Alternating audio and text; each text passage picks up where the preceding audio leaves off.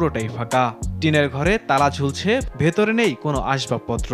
শিলাস্তির দাদা বীর মুক্তিযোদ্ধা সেলিম মিয়া বলেন, মাঝে মধ্যে গ্রামে আসলেও 2-1 দিন থেকে চলে যেত। কারোর সাথে কথা বলতো না, চলাফেরা ছিল উচ্ছৃঙ্খল। ফলে পরিবারের সদস্যরা তাকে দূরে ঠেলে দেয়। 2 বছর আগে একবার আসছিল, আমার সাথে এক নজর দেখা হয়েছে। ওরা এখানে আসে না, এখানে থাকে না।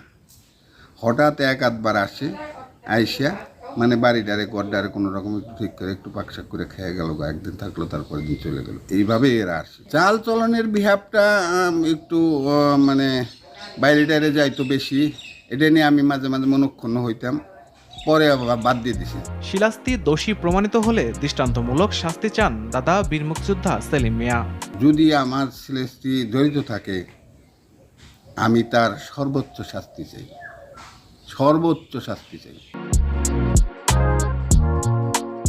RTV desk report.